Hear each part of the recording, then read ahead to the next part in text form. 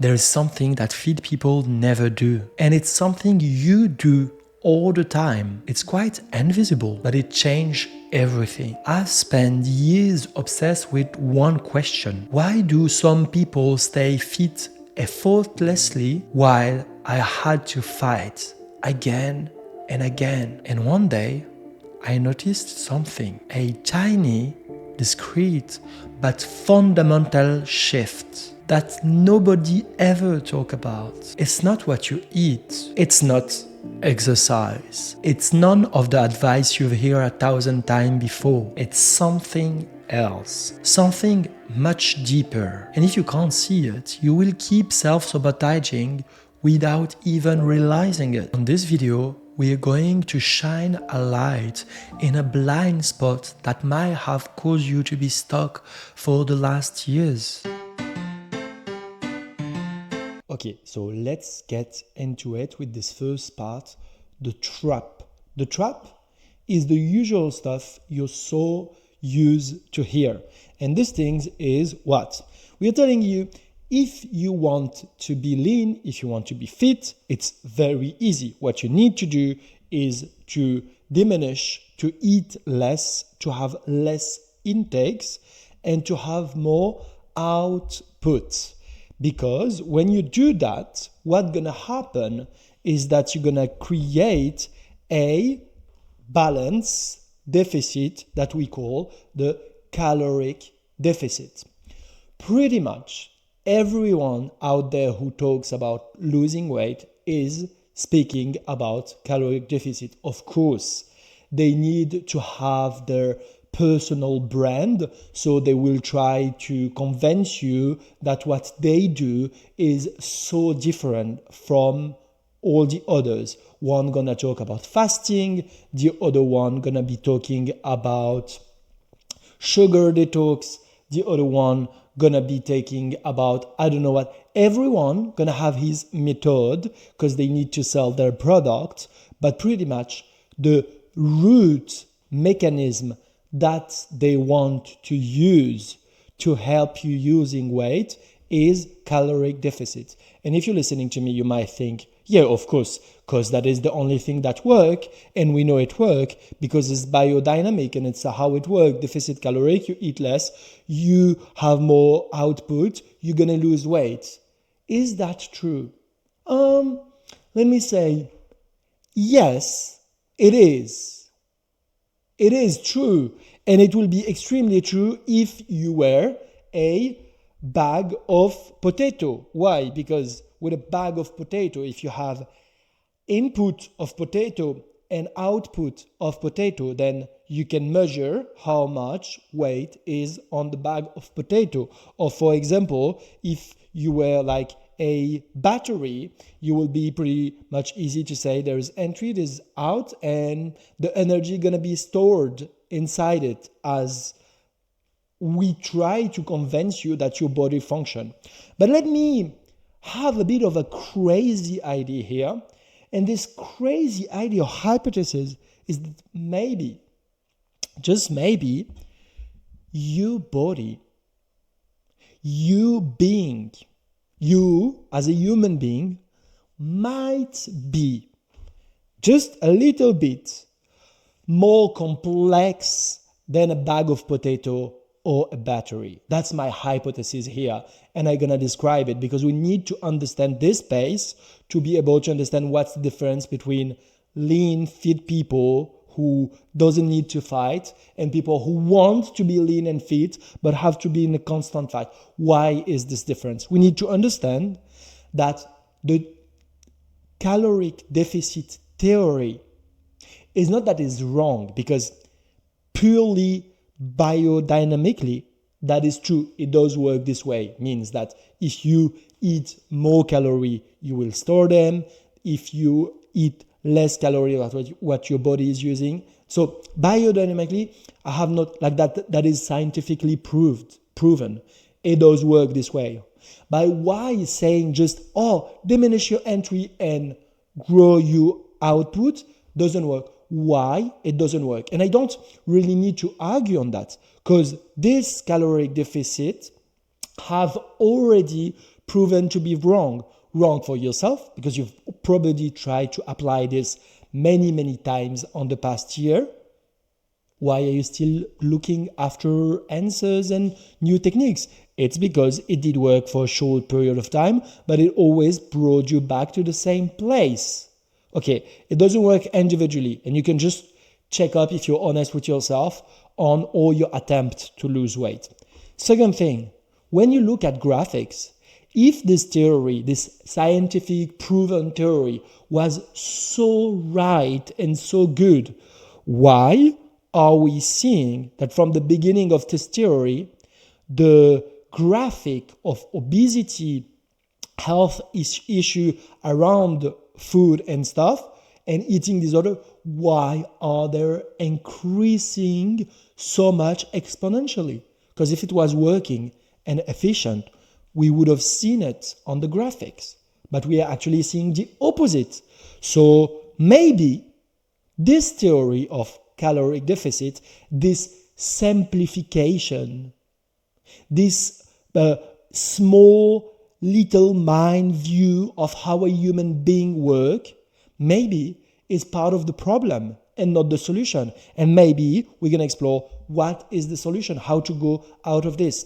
So we have to understand that this theory doesn't work for mainly one reason, is that you being gonna have defense mechanism. Means that when you're trying to eat less and spend more calorie, what will happen is first, physiologically, I'm so proud I'm able to pronounce it, your metabolism gonna quickly adapt. Of course, on the short period, when you're gonna start to starve your body then gonna start losing weight.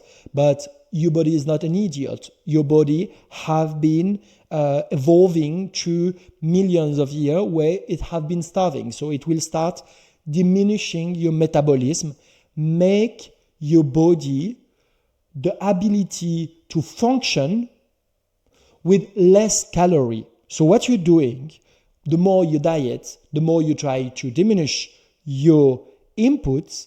That's what the caloric deficit is providing.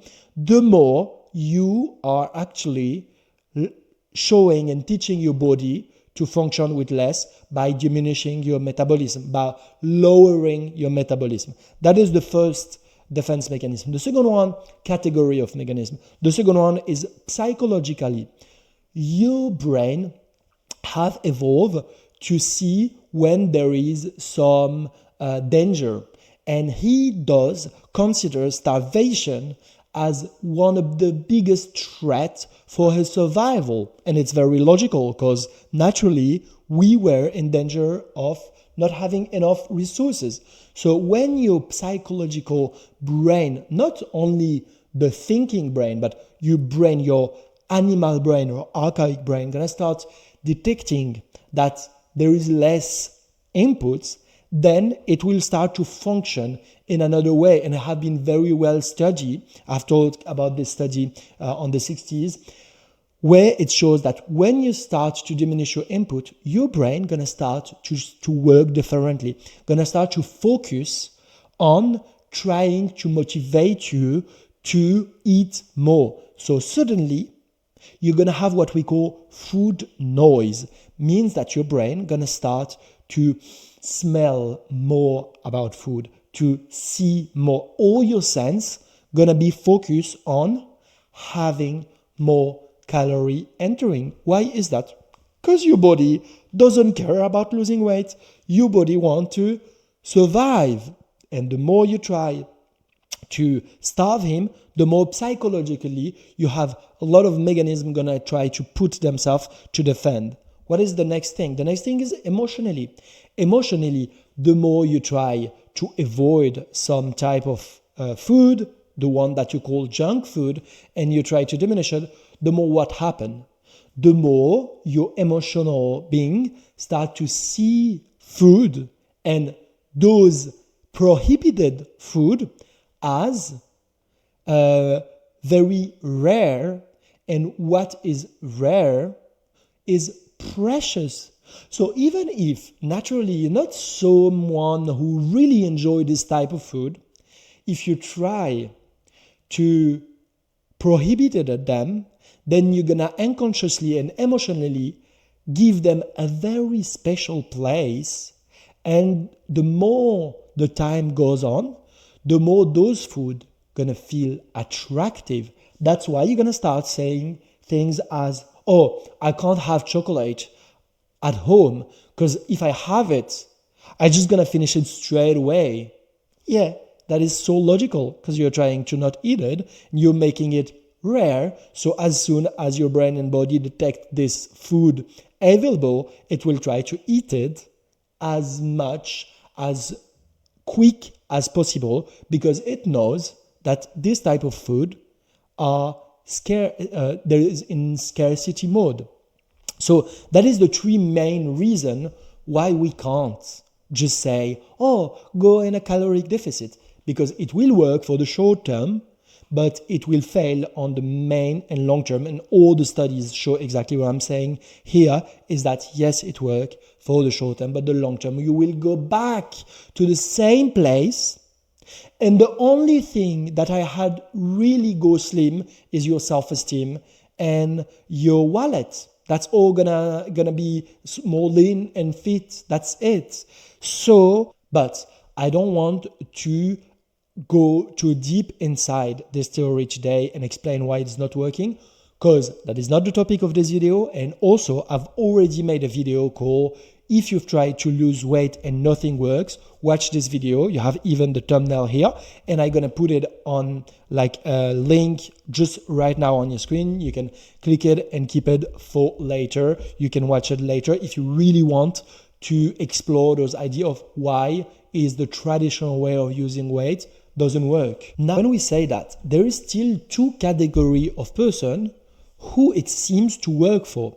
For example, there's those like fit people who you see going to the gym all the time and who seems to be able on the long run, because they have been doing that for years now, to follow through with their diet and to follow through with going to the gym and would follow through with this lifestyle, and they don't seem to struggle, and they seem to have a very good relation with their body and with food, and everything seems fine for them. So if Haidar, your theory is right, how do you explain that it is working for those fit people? And second category is those natural thin people. You know, this person who is very able to eat everything, junk food all the time, and will stay lean, thin all the time. It is quite annoying, isn't it? Because you're doing all those efforts, fighting your body for years, you're not able to have the same body as them when they are eating pizza and everything they want. Why is this? What are they doing that you're not? And what are you doing that they're not? That's what we're gonna explore, and we're gonna do that for the first group first. So for this fit group, the first thing I said, they seems to be very fine. And I'm gonna tell you the hard truth that no one tell you about that is that 90% of those people only seems. I know that because I have been one of them, and I know that because those people are my clients on my French YouTube channel. So those people who seems on Instagram and the outside, they show you the marketing thing about how they are. They really seem to be fine, but a lot of them do struggle so much. They are like completely locked inside this lifestyle. They're a prisoner of their own routines, and they have eating disorder.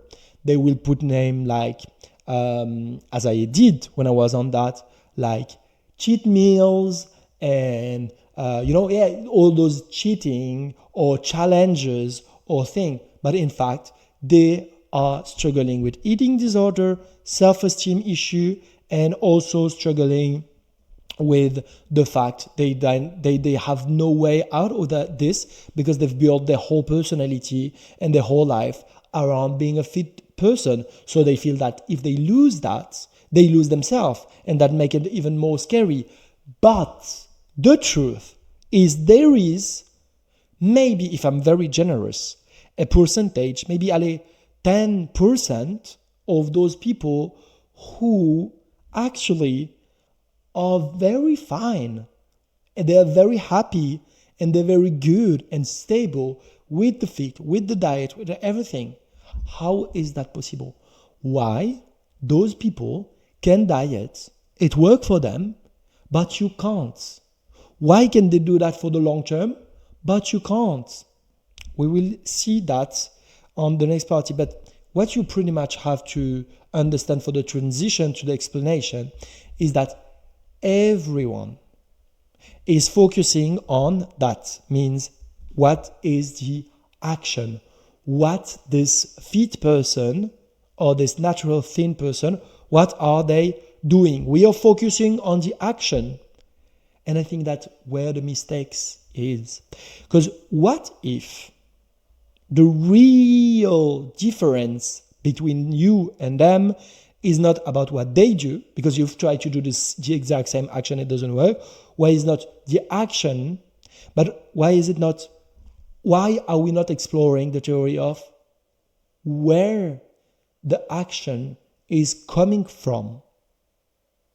I repeat, where is the action is coming from? And action is an expression of energy, and it's coming from somewhere. What is this somewhere? And that's what's gonna open, finally, here we are, open the second part of this video, the real problem. Let's dive into it. So where action are coming from? All the action that every human being takes are coming from one and single place. And that is the core of this video. And the topic we're gonna discuss today is identity. When you take an action, it always comes from identity. And that is the main thing that no one talks about when we are about losing weight, is when you take action, where does it come from? I don't want to go too much in theory, and I want to take a very concrete, very pragmatic example. And we're going to talk about Augustine. That's her name. I choose that name because it's not very common, especially in the English word. So Augustine, she wants to lose weight. Why does she want to lose weight? She wants to lose weight because she feels bad about herself. She has a lack of self-esteem. She hates herself, and she thinks that no one will ever love her, accept her with that her and body and value. So she feels that it's time for her to get some change on her life, and she decides to go into dieting.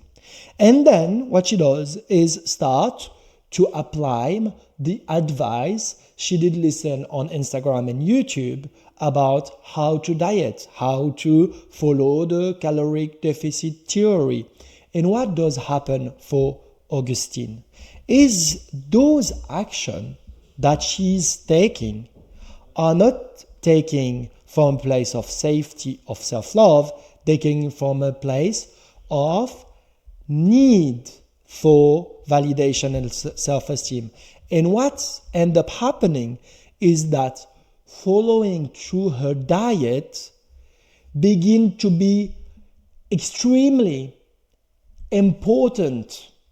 Means that being able to respect the new rules have the power to make her feel good or bad about herself, have the power to make her feel worthy or worthless, have the power of giving herself the validation or not validation, safety, emotional safety. And then she becomes dependent relying on the scale, on the reflection on the mirror, and on other people's opinion, validation, to feel good or bad about her own value. And that is something that gonna, so here we have Augustine. She take those action, mean dieting. But what happened is, even if she follow through or she doesn't follow through, for example, she have a binge eating, she always feel non-valid.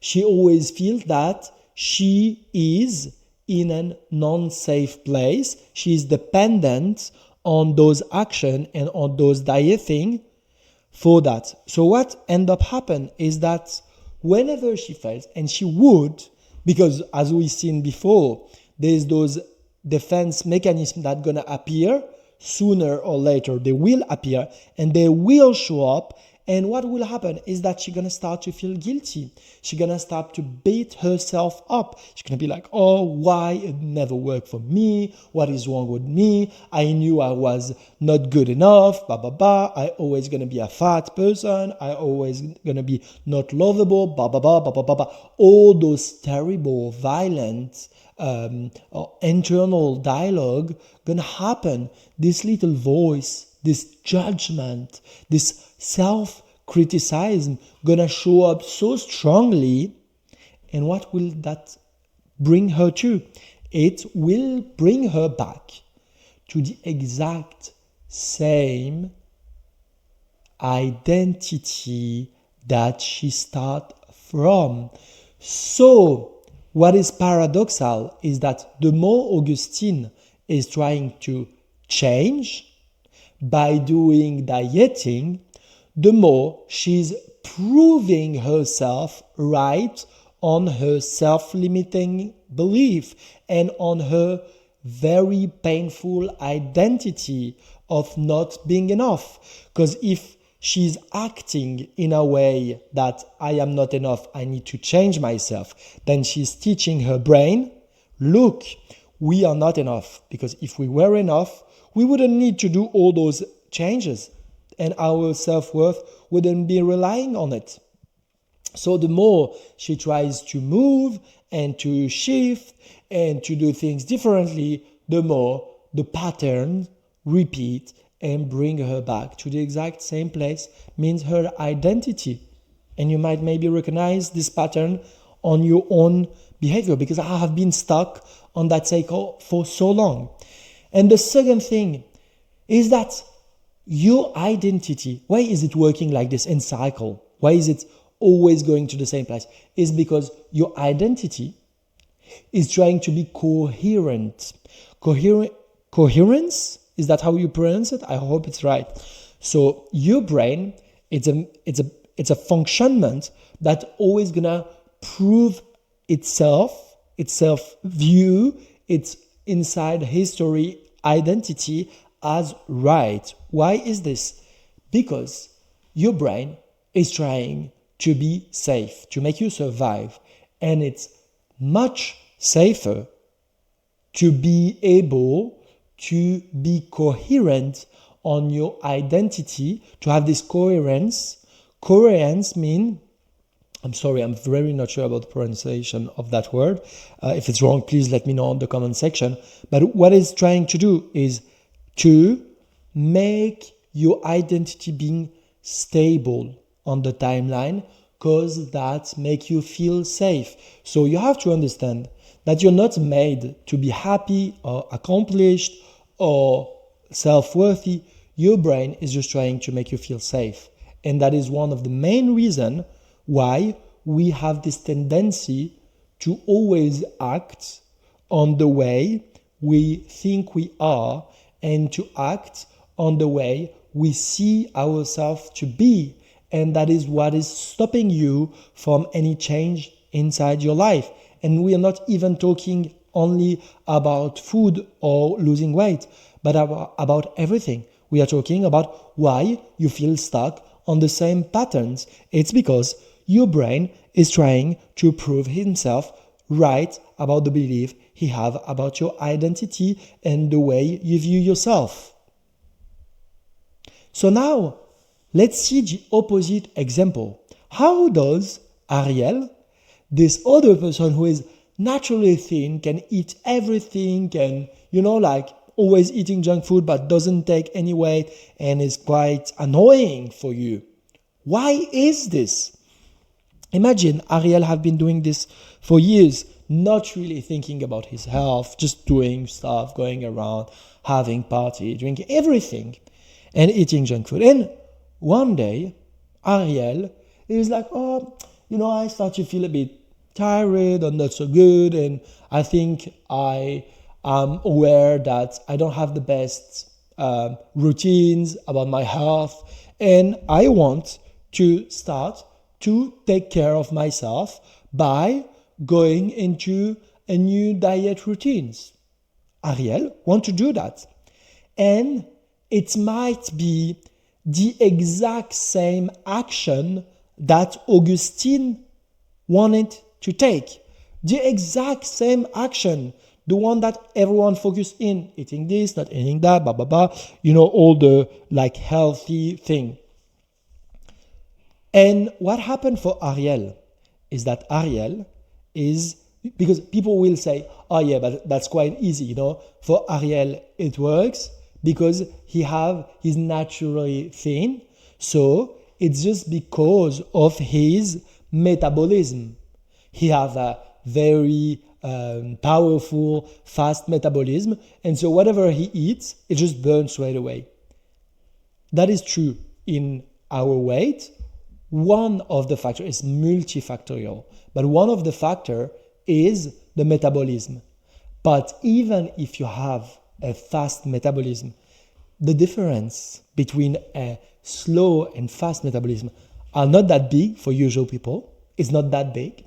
And even if you have the fastest metabolism in the world, the rule that we did explain before between intakes and outtakes with the biological mechanical way, even if you have a fast metabolism, what will end up happening is that you're going to take weight if you eat more than what your body spends. So even for Ariel, if his metabolism is fast, what will happen is that if he eats more than his metabolism, he will take weight. But in fact, he's not. And that does not happen.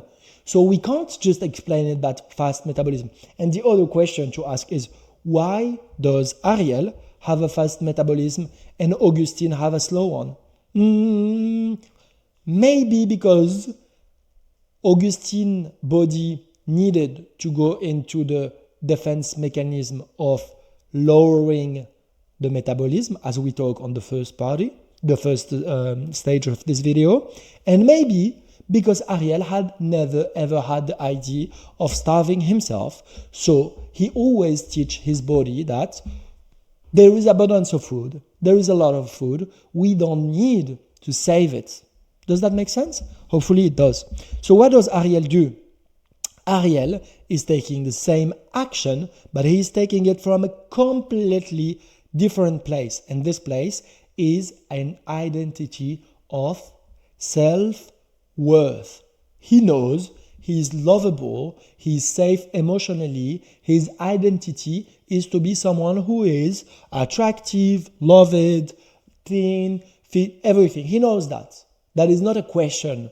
And when he's thinking to go into new routines, as dieting, he's not doing it from a place of I need to change myself to be loved, because he knows he is. That is not a question. He's just doing it because he loves himself and he wants to express that love through new routines. So what end up happen is that even if he, same for Augustine, he follow through or doesn't, he will most of the time follow through, but sometimes he will not, and he will go back to his old routines. And what will happen? With or without, he's feeling safe about himself. His actions are not that important. Those actions mean dieting, that's the example here, are not important enough to rely or be dependent on it for his self-worth and identity and emotional safety.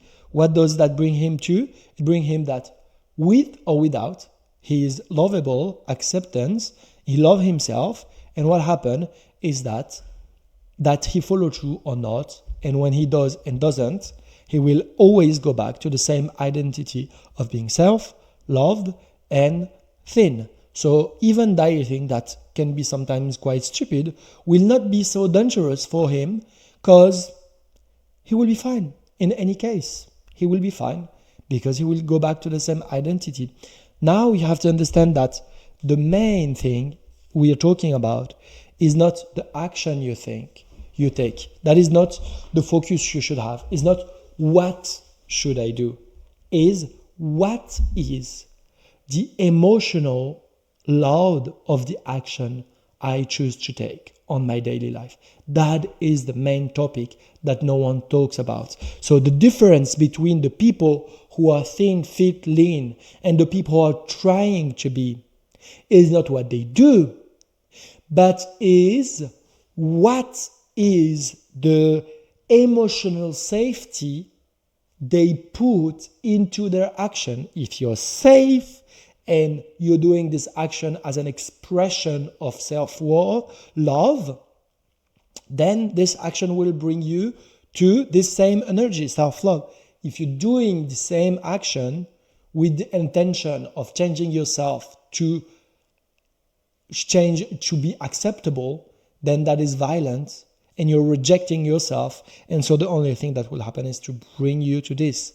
So if you really analyze, thin people, fit people, do never, ever put their self-worth on their ability to follow through an action.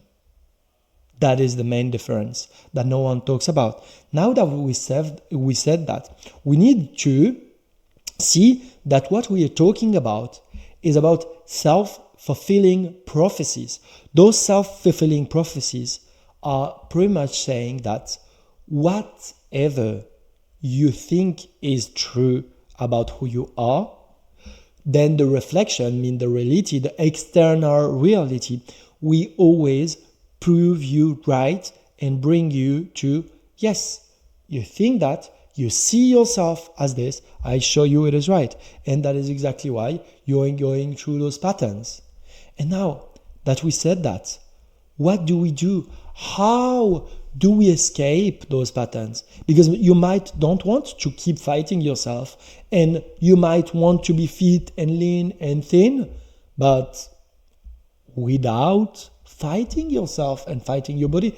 And that is excellent, because it is the whole topic I do talk about on this YouTube channel. So welcome. And if you're still here, that is great, because we're entering on the most important phase of this video, how to really change. Not about only food and body, but how to change in life, how to completely reinvent your life.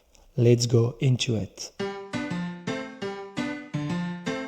So to start this third part of the video, I have an excellent news to share with you. Is that this main thing that is the most important piece of the puzzle, that is your identity, is not stuck and stable. You can change it. You can shift it. I mean, you can transform it. Look, that is a picture of me about 15 years ago. And look how, oops, that's not the right picture. And that is me today. And of course, there's like some physiological difference that are quite obvious in here. You can see it. But what I want to tell you is that what I am talking about today is not like theoretical. It's something I have been going through personally, because 15 years ago, I thought I was, that was my identity. an anxious person. I was like have panic attack and extremely overthinking, anxious, depressed. I was feeling not enough all the time. I was unhappy with my life. I was like studying, but also having 3 different jobs to try to be able to afford. I was a smoker. I was drinking a lot. I was going out. I was feeling shit about my body, myself. I was overweight and I was broke. And I felt that life was a constant struggle. And I was trying to do so much. I was trying to read all those self-development books. I was trying to be self-disciplined. I was trying to go to the gym. I was trying to eat healthy. I was trying to stop smoking. I was trying to develop a business. All of this, but nothing did work for years and years. I was just stuck on the same cycle, on the same feeling, and I was like, there is something wrong with me. It's just not working. But in fact, today I'm speaking from a place, you don't know me because I just started this YouTube channel, but today I have succeeded to accomplish a lot of my goals. For example, I am doing this video in English. Like about 2 or 3 years ago, I wasn't even speaking a single word in English. I was so limited. And today I have traveled.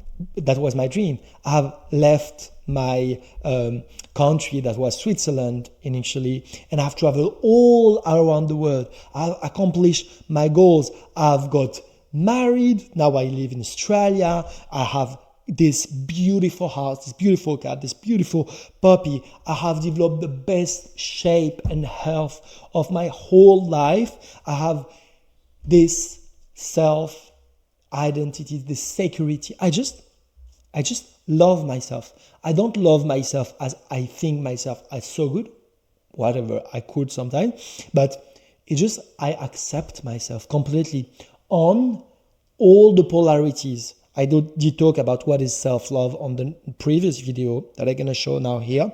But self-love is not about finding yourself so good. Self-love is about being able to embrace the whole package of who you are. And that is the best thing I have today, is whatever are the circumstances, whatever is happening, whatever is going on, I am loyal to myself, means I am with myself, means I love myself, I accept myself. So I did this shift by one mechanism that I want to teach you today, to do the exact same, to be able to transform your whole life, not only your body, your whole life.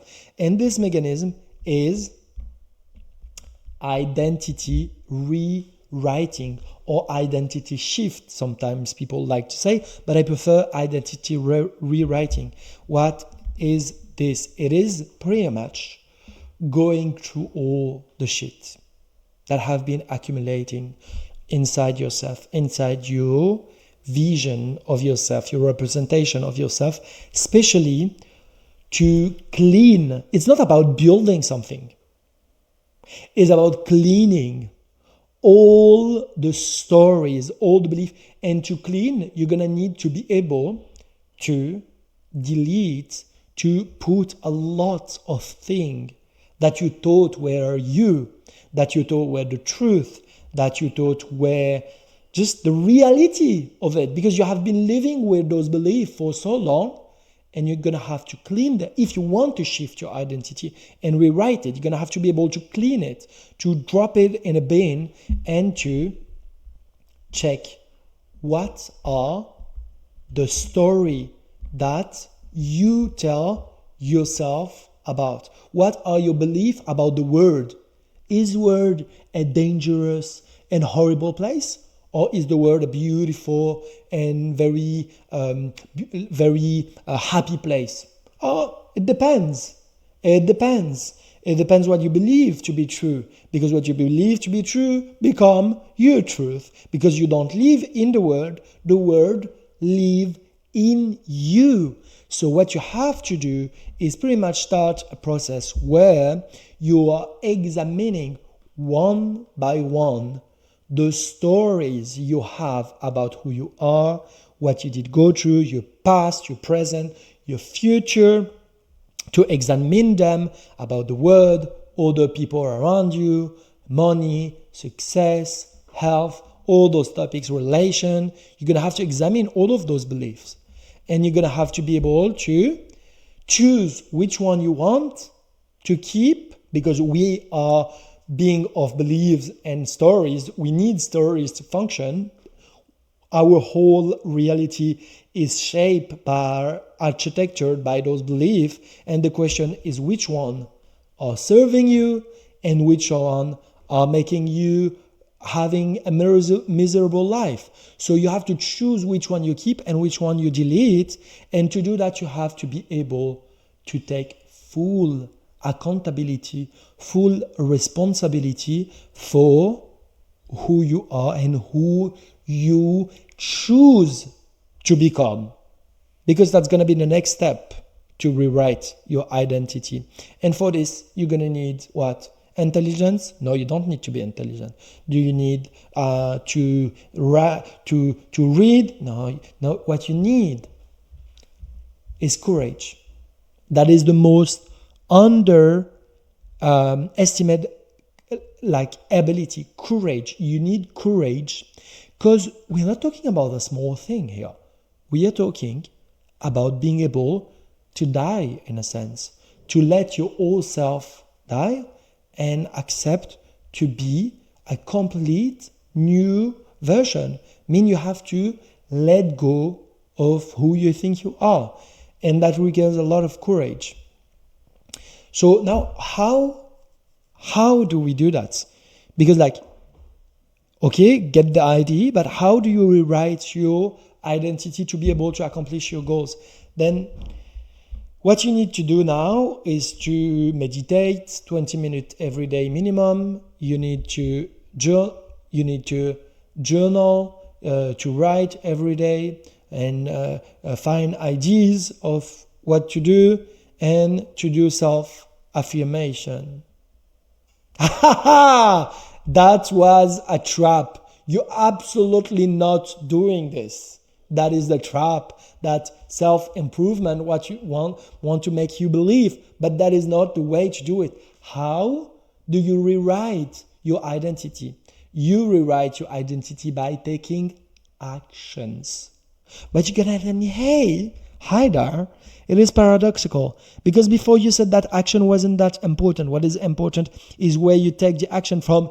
Exactly, and that's what I'm about to say. You are going every day to take new action.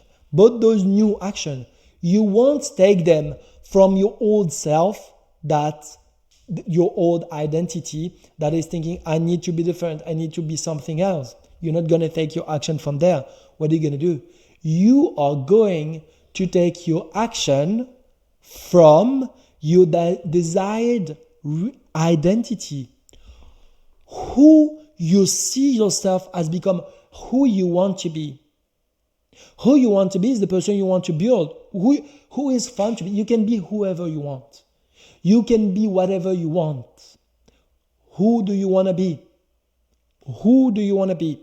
And when you get that question, who you want to be, then you start taking action, not from your current identity, because your current identity is producing your current reality.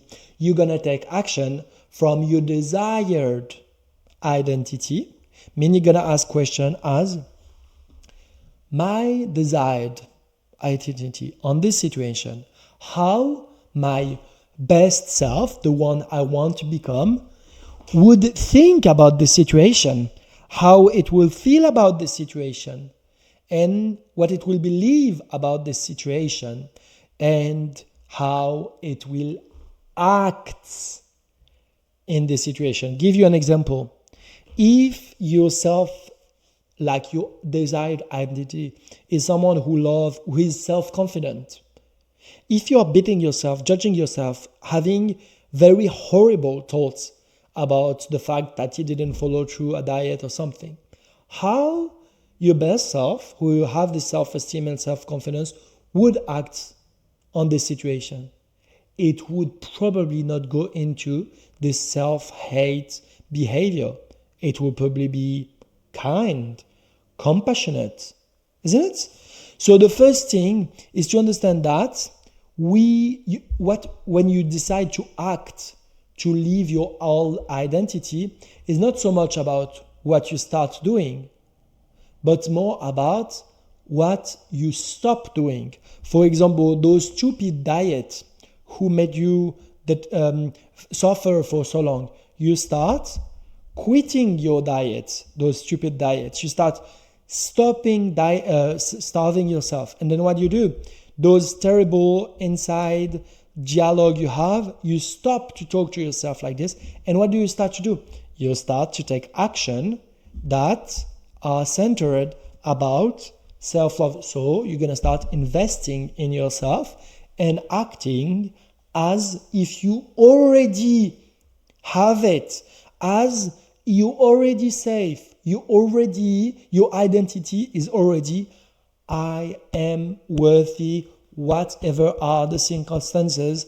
I am loyal to myself, so I take action from that place. Why is that?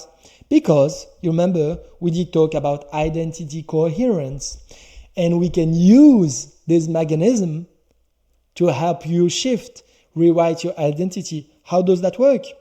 The more you act with this new identity, the more you pretty much force your brain to think, oh, if we are acting this way, that I am worthy, I'm safe, I'm thin, I'm fit, I'm healthy, even if the outside doesn't show you that yet, but inside you feel this way, what it will start to happen is that your brain gonna start to adjust your identity. For example, if in your relation you're always afraid of putting limits, you don't speak out for your needs and limits, and suddenly you start to do it because you're annoyed about letting everyone walk on you, and you start to say to people, no, I don't want that, I won't accept that, I won't do that. When you start doing this, what happens?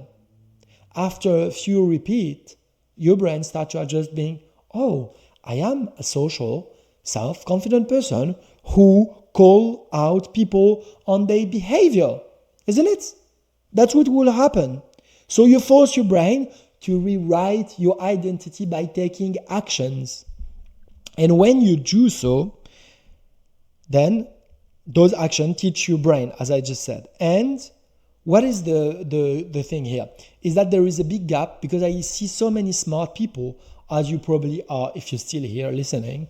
So many smart people are like locked and closed on the idea of understanding.